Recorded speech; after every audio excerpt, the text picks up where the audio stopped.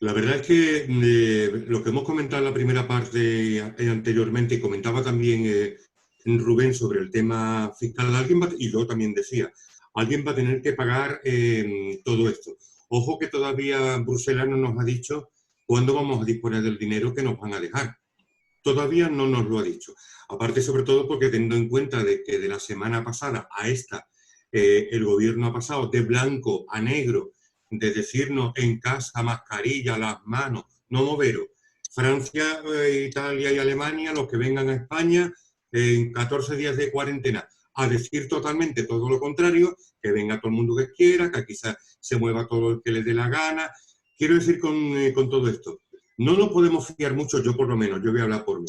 Yo no me fío ni un pelo de lo que en materia económica diga este gobierno. Otro no lo sé. Pero concretamente este gobierno no me fío ni un pelo.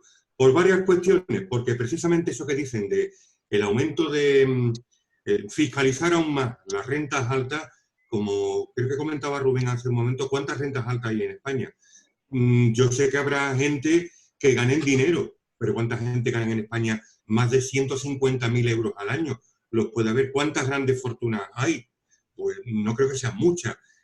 Cuando le cobres la tasa a Google, cuando se la cobres a Amazon y cuando se la cobres a Netflix, pues probablemente algunos de esos operadores igual se piensan en seguir o no operando, o igualmente las cuentas y sus tributos pasan, como sabemos que se hace en las grandes multinacionales, a través de terceros caminos, evitando pasar por el puente que es la autopista, que es pagar realmente ese dinero. Un tema económico gravísimo, complicado, incentivar el consumo. Me estaba acordando hace un momento de algo que yo creo que nos viene casi que al pelo. Y lo digo por Cádiz, precisamente que es una de las ciudades más castigadas por el paro en Andalucía. Me decía una vez, estando yo todavía ejerciendo en la televisión, y me decía alguien una vez, ¿cómo es posible que en Cádiz, con una tasa de paro tan alta, tan sumamente alta, con el poco trabajo que hay, cómo es posible de que haya cierta, entre comillas, paz social? Digo, pues mira, te voy a dar mi opinión. Tú te vas un carnaval a la Plaza de las Flores y está la freidora llena de gente, y te vas a un bar en verano a la playa y está lleno de gente. ¿Cómo se consigue ese equilibrio? Ese equilibrio lo proporciona precisamente la economía sumergida. Esa economía sumergida, ese dinero que no está registrado en ninguna parte, es el que mantiene cierto equilibrio, muy complicado, pero es el que mantiene para que mínimamente haya cierta paz social. Yo no creo que este sea el caso. Repito, porque el tema de los ERTE es para, bueno, para acostarse y echarse a llorar durante 5 días. Paco decía antes, y es verdad, y hoy he visto y he escuchado varios ejemplos en la radio, personas que se han vuelto a trabajar, que van a cobrar su nómina a final de mes y aún no han cobrado lo que les deben del ERTE desde el 16 de marzo. Por tanto, repito, todo eso son cosas que no ayudan para nada, y que eso de lo de la paguita vitalicia, renta mínima, que estoy de acuerdo que todo el mundo tiene que vivir, pero lo que decía al principio, ojo que la gente puede empezar a prestar oído y a hacer caso, y la cosa se nos puede ir de las manos. Mira, déjame que te diga una cosa, porque tú estás haciendo unas reflexiones con las que no puedo estar más de acuerdo. Muchas gracias. Le escuché decir a un economista, no me acuerdo ahora mismo quién era, pero desde luego era un tío, sabía algo, se traía entre manos perfectamente, y enunciaba algo que es pero absolutamente de cajón, por lo menos para los que hemos estudiado algo de matemáticas. Cualquier cosa que no tiene precio, su incitación, su propensión al consumo tiende a infinito. Eso se determina por un cociente, y cualquier cantidad que tú dividas por cero, el resultado es indefinido y tiende a infinito. En la medida en que tú vayas regalando cosas, si no cuestan nada, pues absolutamente, oiga, tira millas que aquí no pasa nada. A ver, el típico fontanero, que suele ser la figura que se pone como ejemplo, el cerrajero, el que no sé cuánto, el tío que va buscándose la vida en una situación como esta, intentando sacarse unos euros para llevarlo a su casa, yo lo voy a definir con una expresión que no es mía, es de José Borrell, cuando era secretario de Estado de Hacienda. Decía, oiga, es que eso se pueden calificar de movimientos de legítima defensa. Es decir, un tío que no tiene para comer y que lo llaman de una casa para que vaya a cambiar el mecanismo de una cisterna y se puede sacar el tío 50 euros, pues evidentemente que va a sacárselo. Y bienvenido sea. Hombre, si todos estuviéramos absolutamente dentro de la ley, pues me parece muy bien. Mire, usted tiene que contribuir, como todo el mundo, en la medida de sus posibilidades. Pero yo te puedo decir que yo, por razones profesionales, he conocido hace poco un determinado concurso de acreedores, entre cuya concurso necesario, es decir, no solicitado por el deudor, sino solicitado por un acreedor al que no le paga y que ha pedido el concurso necesario. Bueno, pues entre la documentación que me han aportado, figura un informe del Audico en la que dice que el administrador de esa sociedad ha sido detenido al menos en 5 ocasiones, que tiene un entramado de sociedades que, montando sociedades pantalla de estas de IVA y fraude de IVA y tal, ha defraudado a la agencia tributaria más de 5 millones de euros. No podéis imaginar lo que yo estoy viendo en ese concurso. Y entonces dice, oiga, usted constantemente, todos los años, me va publicando unas cifras espectaculares de fraude descubierto. Pero bueno, fraude descubierto, ¿qué es fraude descubierto? Porque a mí, servidor, le han quitado como gasto deducible un ticket de 3,25 euros de un peaje de autopista que alguien en el despacho contabilizó como gasto deducible y sinceramente no lo es, pero 3,25 euros. Y ahora nos encontramos unos señores que llegan a alcanzar un volumen defraudado de 5 millones de euros. Oiga, ¿dónde están ustedes? ¿Dónde está esa eficacia de la que tanto presumen, de la que tanto alardean? No pongan ustedes el foco en el pequeñito en el que está sobreviviendo y búsquense la manera de evitar a esos grandes defraudadores que son los que se están comiendo el pollo entero. No, totalmente de acuerdo, ¿no? Totalmente de acuerdo, porque nos encontramos con situaciones tremendamente preocupantes para ese pequeño empresario, ¿no? Porque muchas veces el fraude no, como decías, de personas que no declaran o que realizan ese tipo de actividades, pues evidentemente si no le queda otra, si no le queda otro tipo de actividad, si no le queda otra situación que realizar los típicos arreglos domésticos, lo típico de cuidar a personas y demás, porque esa es otra también, el coste social que conlleva la contratación de personas para la asistencia en el hogar, que me parece bastante bien y positivo, ¿no? Pero que en muchas ocasiones echa para atrás esa contratación también, ¿no? Esos problemas que hay desde un punto de vista económico y desde un punto de vista incluso administrativo a la hora de realizar esas contrataciones, ¿no? Sin duda alguna hay un doble rasero, ¿no? Y yo diría que en este país no interesa investigar determinadas cuestiones, determinados fraudes fiscales que se producen en cuantías muy superiores a las que muchas veces, como dice Rubén, se realiza a determinadas empresas, ¿no? Yo al final el tema de impuestos, y en concreto que habéis tocado la tasa Google, la tasa que parece ser que va a ir adelante, que ya está en nuestras cortes, está tramitándose este tipo de regulación ya de este nuevo impuesto que se va a poner. Yo soy negativo, porque al final el que lo paga no va a ser el dueño de Google o no va a ser el dueño de Amazon o de Netflix.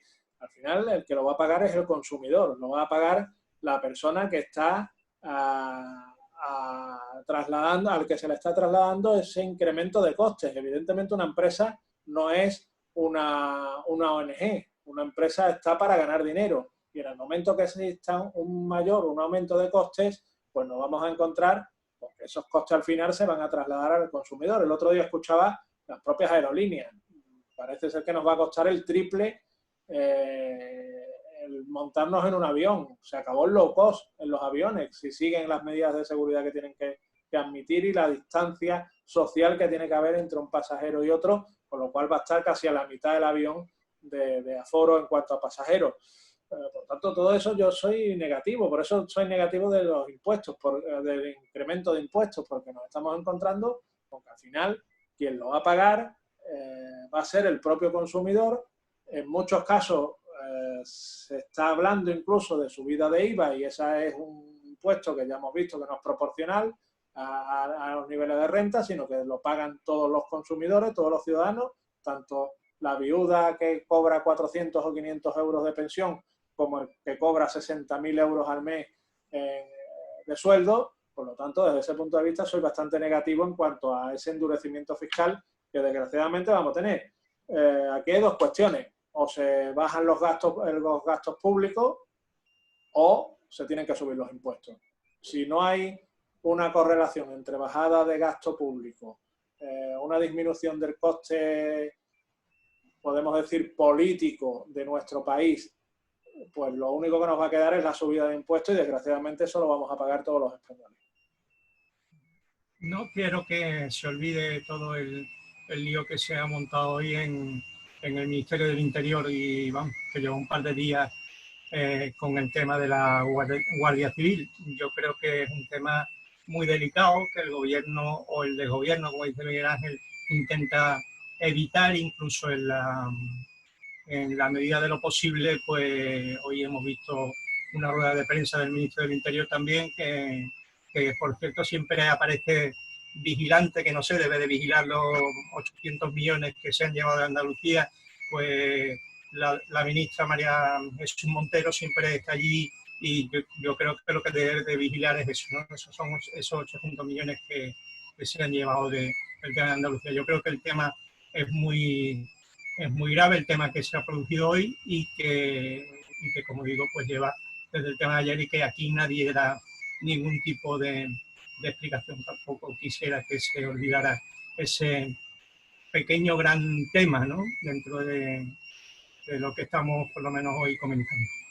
Eso al menos que tú comentas, Paco, y yo soy breve, eso precisamente es uno de los pequeños hilvanes de las costuras que se le empiezan a saltar al gobierno ya. Es decir, todo este tipo de cosas eran evidentes que tenían que ir saliendo poco a poco. Está claro. Yo intuyo que el ministro del Interior, el señor Grande Marlaska, como juez que es de profesión, sabrá perfectamente el terreno que pisa. Pero por algún lado, cuando tú tienes una picadura en una tubería y te sale por varios sitios, manos tienen nada más que dos. Tú podrás tapar dos o tres, pero llegará un momento que te van a faltar manos para tapar. Con lo cual hay cosas que van a ir saliendo poco a poco.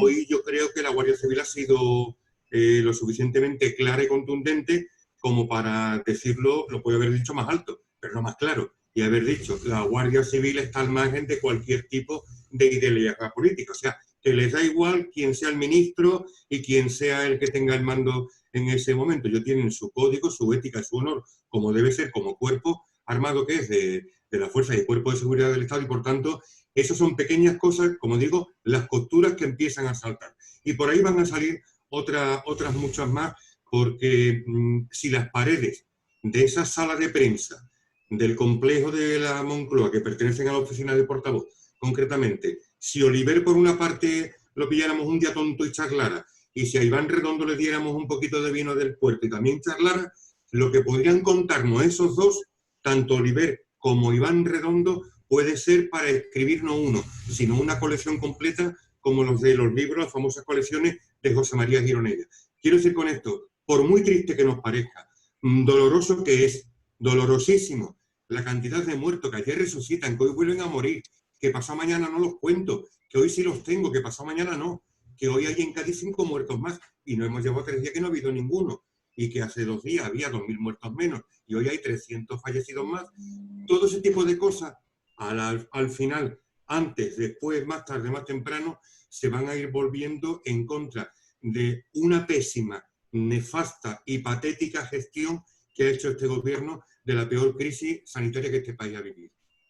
Bueno, siempre lo repito, ¿no? Perdón, no sé si me he perdido algo porque se me ha cortado esto unos minutos y cuando he vuelto a entrar, pues estaba ahí hablando de otro tema ya, que es el caso este del coronel de la Guardia Civil, que a mí me ha parecido absolutamente patético, ¿no? Yo he escuchado las declaraciones de Marlaska y he visto, y digo, ya, pero le está usted pidiendo a un funcionario de la Guardia Civil que incumpla un mandato judicial. Le dan unas instrucciones precisas diciendo, haga usted esta instrucción y no se la revele a nadie nada más que a mí. Y ahora a este hombre lo cesan precisamente porque no ha incumplido, no ha querido incumplir un mandato judicial.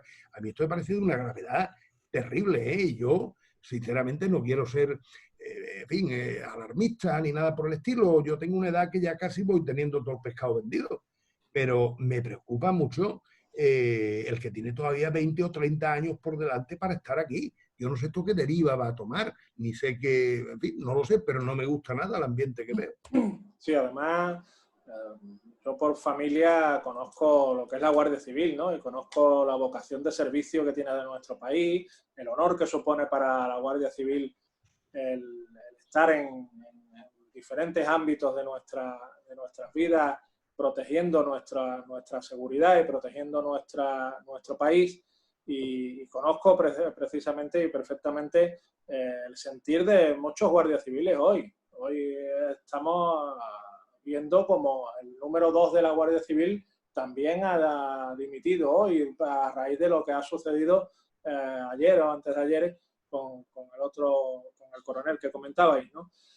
Pero no solo eso, sino también es un ataque al Poder Judicial, a la independencia de otro poder del Estado. Estamos hablando de que se pide que se incumpla un mandato judicial, como habéis dicho anteriormente, ¿no? Y eso es tremendamente grave. Eso es tremendamente grave desde el punto de vista de la interferencia que realiza o del poder que trata de realizar o de tener el poder ejecutivo en este caso sobre un poder que tiene que ser independiente, evidentemente, para dar garantía y seguridad de las decisiones que se están tomando en el seno del Poder Judicial, evidentemente, y que nos vemos como esa división de poderes no existe actualmente. Ya el legislativo y el ejecutivo ya eso está totalmente difuminado entre unas y otras. Desgraciadamente, pues no tenemos distinción entre uno y otro. Unos hacen de palmero en el Congreso de los Diputados de lo que salga por parte del Ejecutivo y al revés, están íntimamente ligados evidentemente, pero lo que garantiza,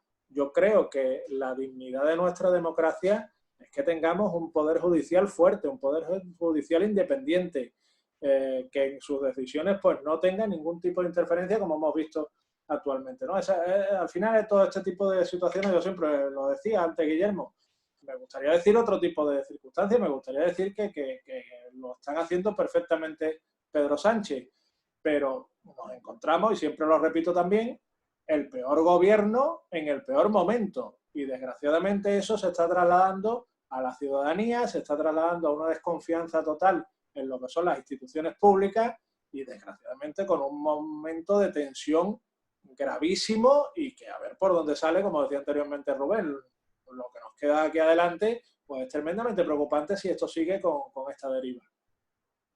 Pero mira, desde el momento y punto y hora en el que el ministro de Sanidad es un catedrático de filosofía, esto es como dice el dicho popular, la mujer del César no solamente tiene que serlo, también parecerlo. Por tanto, si el ministro de Sanidad, que es un ministerio, que ya le he comentado alguna que otra vez, es un ministerio tranquilo, era tranquilo porque están transferidas las competencias a las comunidades autónomas, llega a ser que menos que médico, al menos haga un poquito de lo que está hablando a pesar de que está rodeado de toda una cohorte de asesores, ¿no? Pero comparando eso que decías, Miguel Ángel, de Marlaska, que yo no voy a poner ni muchísimo menos en entredicho su capacidad profesional dentro de lo que es la judicatura española, naturalmente, pero tenemos la otra parte. Tenemos a una ministra que ha tenido que poner y utilizar todos los medios del ejército español en un momento determinado y a una velocidad de vértigo y en territorios muy complicados, y que es Margarita Robles. Y no se ha podido comentar ni una coma ni un punto en contra de ella. No sé si me he explicado. Te has explicado perfectamente con un matiz solamente. Para mí, no nos haya mucha diferencia en cuanto a la adecuación a la tarea que está haciendo, pero el ministro de Sanidad no es catedrático de filosofía. Bueno, filósofo. En Internet dice estudios de filosofía. Cuando tú dices licenciado en filosofía es que posiblemente ni siquiera terminó la carrera, pero me da igual. Es decir, que aunque fuera catedrático de filosofía, oiga, pero ¿qué tiene que ver con, perdón, el culo con las témporas? Este señor, ¿cómo puede estar dirigiendo esto? Y empiezas a repasar las cualificaciones profesionales de la gente que hay en el gobierno y como a alguien le escuché decir, me parece que era Antonio Garamendi, decía, es que estos señores no han visto una empresa por dentro en su vida. Y, oiga, mire, pongan ustedes al frente de la gestión a alguien que tenga alguna experiencia relacionada con gestionar, porque si no es que lo más probable es que esto vaya como va, ahora más muertos, ahora menos muertos, ahora cambio la estadística y contabilizo los muertos de otra manera, ahora resulta que no tenemos mascarillas y por tanto doy el mensaje de que la mascarilla no es necesaria, porque si digo que es necesaria me van a pedir que la reparte, y como no tengo, se me van a ver las vergüenzas. Ahora resulta que ya tengo mascarilla, pues mire usted, la mascarilla es muy recomendable. Es un ejemplo de ineptitud, es un ejemplo de personas que están puestas ahí exclusivamente por su ideología política, pero que no tienen en absoluto ninguna preparación para las tareas que se les están encomendando, ¿no? Sí, bueno, ahora tenemos el ejemplo de los guantes, ¿no? También, ¿no? Los guantes ahora se está diciendo que no son necesarios porque hay un desabastecimiento de guantes, ¿no? En el mercado, ¿no? Precisamente. Es la manipulación al final de todo lo que lo que se está haciendo, ¿no? Por tanto, desde ese punto de vista, a mí yo ya, lo decía en el anterior debate, ¿no? Me creía que había llegado al límite ya de la sorpresa con el gobierno que tenemos, pero desgraciadamente no. Desgraciadamente nos encontramos con que al día siguiente de decir yo eso, pues nos encontramos con la destitución del responsable de la Guardia Civil en Madrid y todavía tendrán que sorprendernos muchísimo más. Yo solo espero, y para dejar a Paco hablar, perdonen, yo solo espero, sí, como hace tiempo que digo, que al final, o como dice Guillermo, que encontremos esos 14 millones de euros para hacer unas elecciones, 140, ¿no? 140 millones, no sé cuánto, 140 millones de euros para convocar unas elecciones y que haya un gobierno más responsable que el que tenemos actualmente, o bien ya que haya una intervención de Europa de manera decidida y que se ponga ya esto un poco de cordura y de sensatez a todas las decisiones, porque lo que nos viene es tremendamente grave, ¿eh? Y los españoles lo vamos a sudar tinta china, como se decía anteriormente, y vamos a pasarlo muy mal, fatal. Y creo que el gobierno que tenemos actualmente no está capacitado ni por su valía profesional ni por su experiencia profesional, ni está capacitado tampoco por la demagogia y el marketing, como decía anteriormente, que rige todos sus principios y que rige su forma de actuar. Yo, en principio, quería decir con respecto a lo de la pertenencia a la judicatura del ministro del Interior, quería decir, hombre, yo, por ejemplo, pues no me puedo comparar con Rubén, ¿vale? Me puedo comparar, en todo caso, con Miguel Ángel, pues porque somos licenciados en Derecho, etcétera, etcétera, y porque es lógico y normal. En cuanto a los jueces, y que nadie se dé por ofendido ni nada, los jueces no saben más derecho que Miguel Ángel o que yo, porque cuando van a la escuela de judicatura, que está precisamente en Barcelona, a la falda del Tibidabo, no les enseñan más asignaturas de derecho que yo. Con respecto a Rubén, pues es lógico, porque nosotros le hemos dado economía política nada más en su día, cuando era licenciatura en grado, no sé qué es lo que dan, pero bueno, y no me puedo comparar con Rubén. Pero los jueces no es que sepan más derecho que sabemos los abogados, lo que pasa es que la mentalidad es diferente.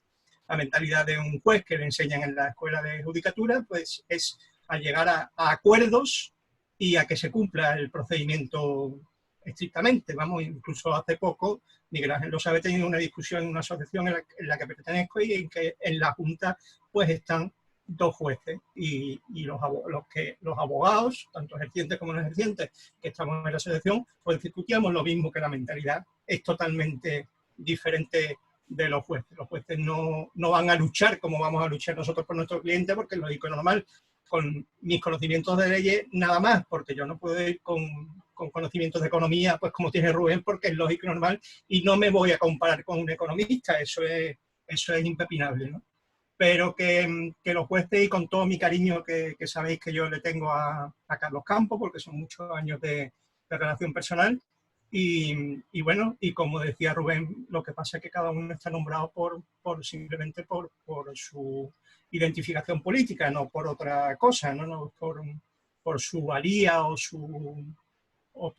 porque sepan más que nadie en un momento determinado. Y por lo menos sabemos que en el tema del ministro de Justicia, pues por lo menos es de la profesión, sabe de qué va la historia, ¿no? Pero en el caso del ministro de Sanidad, pues mire usted no tiene ni idea, no se puede usted ni comparar ni con un médico de puerta de urgencias con un R1, por ejemplo, ¿no? De un hospital de cualquiera de España, ¿no? Lo que pasa, Paco, es que al final cuando se pisa la moqueta roja se olvidan de su experiencia profesional. Lo hemos visto con Marlaska, lo estamos viendo con Carlos Campos, etcétera, ¿no? Ese es el problema, que en la seducción de lo que es la política, de lo que es el boato, si queréis llamarlo de esa manera, de lo que supone al final ser ministro, ser un alto representante político en nuestro país, pues hace que al final se diluya la categoría profesional o la categoría personal que tiene el personaje, y lo estamos viendo. Yo no entiendo cómo Pedro Duque está en el ministerio y en este gobierno, con la capacidad profesional y personal que tiene. Yo no entiendo cómo determinados ministros pues pueden estar ahí, pero sin embargo están, porque desgraciadamente, como digo, la moqueta roja, los beneficios políticos priman hoy en día en nuestro país, y desgraciadamente pues se dejan seducir por ese tipo de situaciones y así nos va los españoles. Pero fíjate, Miguel Ángel, que el tema Marlaska, contra el que no tengo absolutamente nada, pero bueno, es el caso más reciente y sobre todo el más llamativo en cuanto a todo lo que está aconteciendo con el tema de uno de los componentes de lo que era el mando único, concretamente al principio de la pandemia, que tiene una doble condición. Estamos hablando de que es un miembro de la Judicatura y además es el ministro del Interior. Por lo tanto, bajo sus órdenes están las fuerzas de seguridad del Estado. Hablo de Guardia Civil y hablo de la Policía Nacional con todo lo que ello implica. Tú no puedes poner a prueba a un cuerpo al que tú estás mandando, sobre todo cuando eres juez y conoces cuál es el procedimiento judicial en esos casos muy concretos. No creas que por ser ministro y ser político, el jefe, el comandante, el coronel de turno va a decir, sí, bueno, es lo que usted diga, ¿no? Oiga, esto es lo que usted me encargó y esto es lo que se ha entregado. O sea, no me venga usted a mí contándome historia. Yo siempre pongo el ejemplo de Fernando Simón. Yo no entiendo cómo Fernando Simón, que mucho me temo va a terminar sentado en un banquillo. Yo no entiendo cómo Fernando Simón, con el médico de prestigio, que es uno de los mejores científicos de este país, está ahí, quitándole las tortas al ministro de Sanidad y contradiciendo, el propio ministro contradiciéndolo también a él. Pues eso son cosas muy... Bueno, ya Alberto Garzón no digamos nada, ¿no? Que decía que, bueno, que había habido un consumo bajísimo en el tema de... un consumo, perdón, altísimo en el tema de energía eléctrica del 15 de marzo al 15 de abril. Hombre, usted que le diga, naturalmente estaba la gente metida en su casa. Para eso no hace falta un ministro de consumo, digo yo. Yo digo que eso de lo que estáis aludiendo debe ser que existe la llamada erótica del poder. Porque la verdad es que algunos se le pegan ahí. Yo, sinceramente, veo un caso sangrante de una persona que no entiendo cómo permanece en el gobierno, que es Nadia Calviño. Nadia Calviño es una profesional como la copa de un pino, con un prestigio profesional y personal a prueba de bomba. Y está ahí, y al parecer afortunadamente, porque me parece que está ejerciendo de contrapunto de algunas pretensiones que vienen sobre todo por parte de Podemos y tal, afortunadamente. Pero lo que me extraña es que no haya levantado ya en medio de un Consejo de Ministros y ha dicho, señores, ahí os quedáis, que estando aquí pierdo tiempo y categoría. A mí se ha ido más de una vez, ¿eh? Se ha ido más de una vez de un Consejo de Ministros, Rubén. Pues no me extrañaría que algún día se fuera para no volver, porque vamos, es que es penoso, ¿no? Pues sí, pero lo que decía Miguel Ángel, o como lo calificaba Rubén, que yo creo que es la calificación más acertada, ¿no? Que es la erótica del poder, que debe tener un erotismo, porque yo como no lo he sufrido, pues no lo sé, no lo puedo opinar, pero creo que sí está demostrado que efectivamente pues debe ser así, ¿no? Yo creo que debe ser de esa manera. Yo no es mi forma ni mi pensamiento y nunca me ha gustado, por lo menos hasta ahora, estar en primera línea política. No creo que, no sé, hay que aguantar demasiado tortazos y perder mucho de tu propia dignidad, me da a mí la impresión, ¿no? Y aguanto aquí porque me pagan y punto, y eso es lo que hay, ¿no? Y no sé, pero bueno, cada persona... Paco, yo eso lo entiendo en el caso de algunos, permitidme la expresión, indocumentados, que dice, oiga, es que si usted era, con perdón, cajera de un supermercado, que me parece de lo más digno del mundo, y ahora de pronto la nombran ministra de no sé qué, y se lleva usted para su casa no sé cuántos miles de euros, oiga, yo aguanto aquí carros y carretas, pero tengo que pagar la hipoteca del chalet y aguanto aquí lo que me den. Pero en el caso de profesionales de reconocido prestigio, que yo quiero usted que esté aquí tragando esto, ustedes vienen ahora meten cosas que no tienen nada que ver con la situación que estamos viviendo, pero que las van metiendo poquito a poco, las van metiendo, y ahora de pronto me pongo a don Pablo Iglesias en el CNI. Y si tú, oiga, en el CNI, ¿usted espera que el Mossad o la CIA o el MI5 nos dé mucha información sabiendo que este señor está ahí dentro sentadito en un sillón y que la va a recibir? Pues me parece absolutamente descabellado. Ahora vamos a derogar la reforma laboral. Usted, precisamente ahora, no te esperar unos meses a ver qué reacción tiene el mercado con lo que pase aquí. No, ahora el tema de atacar a una institución como la Guardia Civil, que dicho sea de paso, la actuación de la directora general de la Guardia Civil, a pesar de ser paisana mía, me ha parecido deplorable. Mire usted es directora general de la Guardia Civil y usted tenía que haber dimitido al mismo tiempo que el general diciendo a mi institución no la ataca usted. Pues nada, al contrario, ha hecho de lazarillo del ministro para ir a decirle al coronel que mire, que lo hemos quitado de en medio. Me ha parecido penoso absolutamente.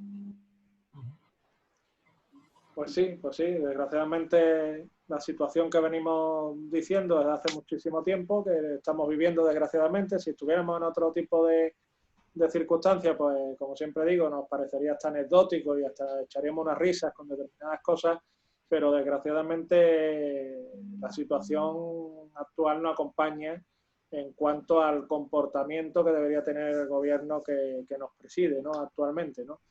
Y bueno, pues seguiremos diciendo este tipo de cosas. Vuelvo a decir, para quien no le gusta algunos comentarios que hacemos, que son pocos, hay que decirlo también, que son pocos los comentarios negativos que recibimos de este tipo de debate, que nos encantaría decir, y lo repito, nos encantaría decir que se ha hecho bien en determinadas cosas. De hecho, hoy hemos hablado de varios ministros, que como Nadia Calviño, como Margarita Robles, que sí hacen una actividad, que sí están haciendo una actividad dentro del gobierno bastante buena en relación a lo que les rodea, ¿no? Que es totalmente vergonzoso para este país y en la situación en la que estamos, ¿no? Yo creo que los políticos, Miguel Ángel... Sí, perdón. No, sí, queda poquito tiempo ya, Guillermo. Sí, no, muy poco, soy muy breve. Yo creo que los políticos, y en este caso concreto, como decía Rubén, la directora responsable es un cargo político nombrado a dedo, evidentemente, y tú nunca vas a morder la mano de quien te da de comer. Eso es evidente, pero en la otra parte, lo que yo decía anteriormente, el ministro ha puesto a prueba a una de las fuerzas y cuerpos de seguridad del Estado, ha puesto a prueba a la Guardia Civil. Estamos hablando de 175 años de historia y de un honor inquebrantable y de servicio al país, y daba igual el gobierno que estuviera. Yo me imagino que habrán tenido que aguantar carros y carretas, pero por encima de todo han puesto su honor, y en este caso concreto, por muy ministro del Interior que usted sea, esto es lo que hay. Respuesta del ministro, lo ceso. Ya está, así de claro. Pues sí, eso es lo que nos encontramos desgraciadamente. Bueno, daros las gracias a los tres, especialmente hoy a Rubén, que nos ha acompañado en este debate. Esperemos que haya... Yo personalmente he aprendido mucho, vamos. En estos ratos me he quedado un poco así a la escucha de Rubén, porque la verdad que, bueno, que quien entiende de algo, pues es normal, entiende, eso es así.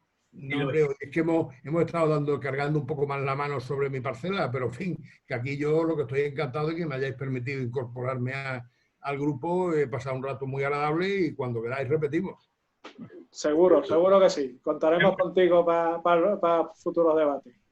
Pues nada, darle las gracias a todos los que nos ven, y la semana que viene ya seguramente pues estaremos hablando de estos temas y esperemos a ver si podemos decir algo bueno del gobierno que tenemos, porque sería buena señal para los españoles. Saludos a todos y muchas gracias. Un saludo. Adiós.